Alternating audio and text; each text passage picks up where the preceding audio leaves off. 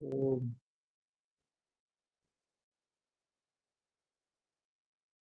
this part of this portal hypertension is I'm not showing the entire preparation of cirrhosis.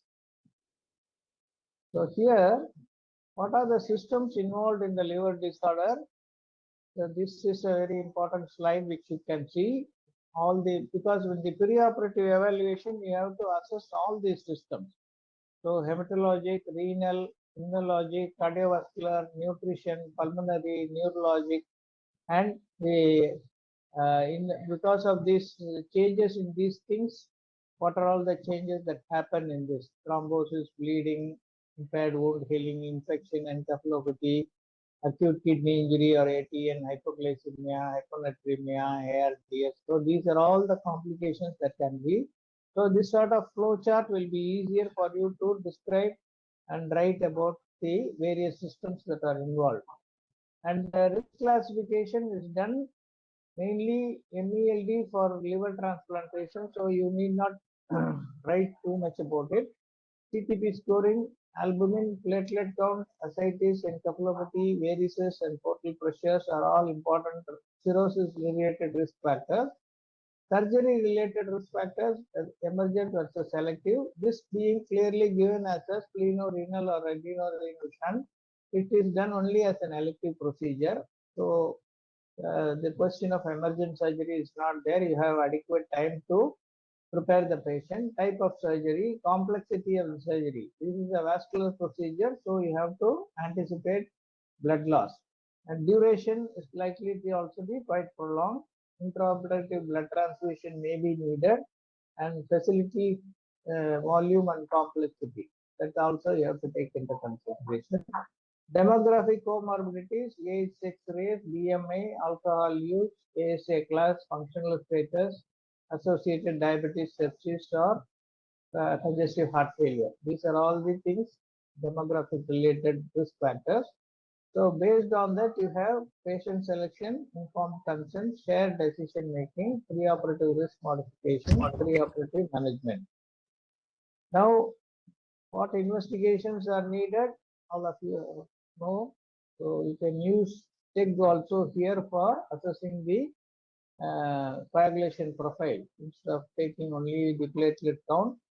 LFT albumin enzymes, RFT to indicate the volume stated and HRS, electrolytes, USG abdomen for ascites, liver and spleen enlargement, fibroscan to assess the stage of cirrhosis by the texture of the liver, EKG and XO and X-ray test for cardiomyopathy and pleural effusion. Now, how is the CTP scoring done? How is it helps in the median survival? So these are all the factors that are taken, and she has mentioned that. So we have 3 ABC scoring based on these parameters. Now, MELD was mainly for giving priority to transplant, so you don't have to write too much about it. The other scoring system, there is a adopt LC scoring system, adequate operative treatment for liver cirrhosis. Here the parameters are, you take the patient's age, then child CPT score, then Charlson comorbidity index, estimated duration of anesthesia. So these are all the 4 things which you take for assessing that. This is available as a software in the current treatment pattern. So based on that, you can take these points and then you can see whether the patient will have any of these problems, whether myocardial infarction, congestive heart failure, peripheral vascular disease, CVA, dementia, all these things you have to take into consideration. And based on that, you have a total score 5 point. Predicted in-hospital mortality following surgical procedure is 8.9%. So this just a mention about this ADOPT LC score, adequate operative treatment for liver cirrhosis, will give you another idea about how the mortality or morbidity will be in these cases. Now there is another scoring system called ALB scoring system, where albumin bilirubin score or grade was originally developed as a means of liver function in patients with hepatocellular carcinoma. but it's calculated based on just two objective laboratory values without requirement for subjective assessment like encephalopathy and ascites. So in comparison to MELD score by definition relates to end-stage liver disease, ALB is sufficiently sensitive to detect the early deterioration of liver function. And ALB grade categorized by the basis of ALB score from 1 to 3, 1 being best and 3 being worst.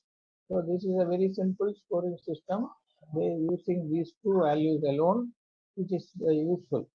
So if you want to get good marks, you can mention, in addition to CPT scoring, mention these two scoring systems like ADOPT LC score for operative mortality and ALB score for assessing the possibility of outcome of any intervention. Now coming to portal hypertension, portal pressure gradient is very important. And what is this value? It's the difference between the portal vein pressure and hepatic vein pressure. So the portal venous pressure and hepatic venous pressure or the IVC pressure. So that is the difference between these two is called the portal pressure gradient. Normal range is 1 to 5 millimeters. Now how does portal hypertension manifest at various values? When the PPG grade is 5 to 9, it represents subclinical portal hypertension. When this increases to more than 10 millimeter, portal hypertension complications are more likely to occur, such as formation of varices related to upper digestive bleeding, ascites, infection, etc. And what is the mechanism of ascites? Just for knowledge, not for writing it in your examination. So this is how the whole thing: obstruction to portal flow, increase in shear stress, decrease in vasodilator, so portal hypertension, then portal flow increasing from the splanchnic vasodilatation, portal systemic shunts increasing, systemic vasodilatation. So all these things, changes are happening. And there is a theory called underfill overflow or vasodilatation theory. So what happens is underfill theory, ascites, decrease effective intravascular volume, renal sodium retention. Then the aldosterone mechanism is stimulated. All the changes to increase the blood volume. In vasodilatation theory, there is a sodium retention, which also increases the blood volume, which ultimately results in ascites. And portal hypertension is classified according to the type: pre-hepatic, intrahepatic, and post-hepatic.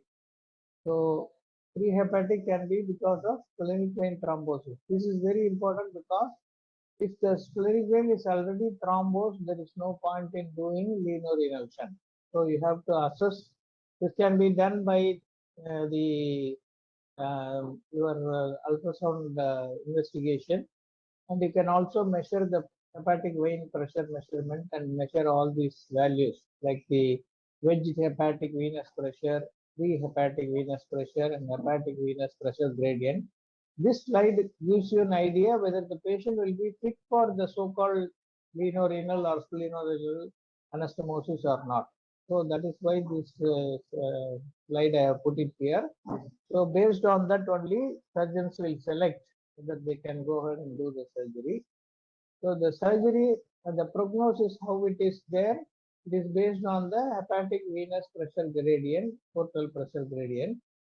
So less than 5 is supposed to be normal, 5 to 10 mild portal hypertension, more than 6 progressive chronic viral hepatitis, more than 10 clinically significant portal hypertension, and if it becomes more than 20, high risk of treatment failure, more than 22, high risk of severe alcoholic hepatitis. So these values have to be mentioned for this particular question because this pressure gradient between the portal vein and the hepatic vein is the one which is going to decide whether the patient is going to be fit for this particular procedure of lienorenal shunt and whether the outcome will be good or not before you select the patient for the surgery. So just for knowledge sake, these are all the locations where the photocaval anastomosis or chances of variceal bleeding or development are there. Lower end of esophagus, lower part of rectum, paraumbilical region, retroperitoneal connections, and PTA, patent ductus venosus, which is intrahepatic inside. So the umbilical vein, the caput medusae, all these things happen because of the communication only. And esophageal variceal treatment with emergency, that's not for that. And make sure that the patient is not in any state of encephalopathy before you take the patient for this sort of stunts. So if the patient already has developed a encephalopathy, that will be worsened by doing this procedure of making a communication between the portal and the systemic vessels. And so if mild, we can take care. Otherwise, we will have to abandon this procedure and go for only liver transplantation. So how the hepatorenal syndrome develops is given here.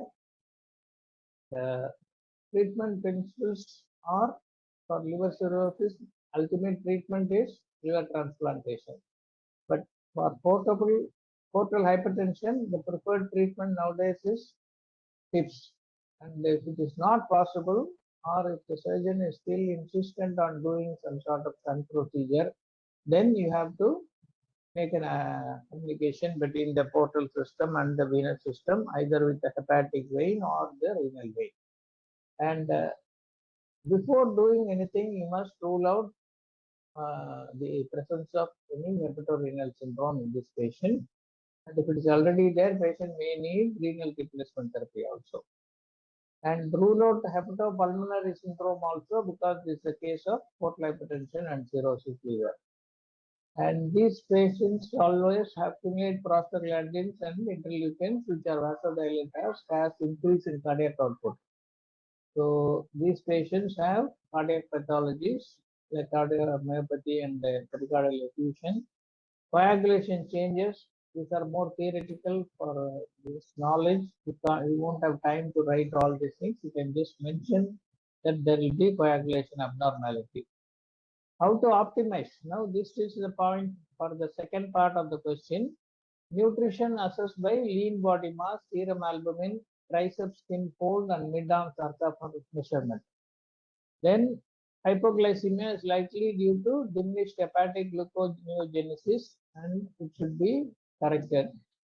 Hyponatremia is common due to excess free water. Treat with aldosterone antagonist and low salt diet. And correct potassium level. Watch for early signs of encephalopathy. Oxygen saturation improve here for both portopulmonary syndrome and portopulmonary hypertension. Paracentesis to improve oxygenation and prevent aspiration. If more than 4 liters is stopped, infusion with albumin or putting a leave-in shunt, which also earlier treatment was that. So massive or very tense ascites should be drained before you plan this surgery. Continuing with the optimization, correction of coagulopathy, check for platelet fibrinogen, and also do a thromboelastography. Injection vitamin K IV for 3 days, and keeping ready FFP, cryo, and platelet as per TEG value is very important. Prevent infection and sepsis with adequate antibiotic cover. TIPS is selected in refractory cases, decreased renal function. Mars has also been used in cases of toxins or drug overdose. So these are used as a preparatory methods for removing the excess unwanted things. Now, what are the goals of anesthetic management? Preserve hepatic blood flow. This is the first and foremost. Factors decreasing hepatic blood flow are mechanical ventilation in PEEP, hypercarbia, hypoxia, hypotension, stress surgery, monitor and maintain renal function by prevent CNS depression and encephalopathy, prevent coagulation failure, maintain normoglycemia, preserve electrolyte balance. Now, anesthetic management, altered pharmacokinetics is there, so there is an increased volume of distribution, protein binding may be decreased, and decreased clearance. These are the three important pharmacokinetic changes that happen. So GA induction propofol, because it has got extrahepatic elimination and it also preserves the hepatic arterial buffer response. These are the 2 points that have to be given in favor of propofol. Relaxant of choice is cisatracurium. Analgesia, remifentanil, titrated doses of fentanyl. Inhalation agent isoCO, which also preserve the hepatic arterial buffer response.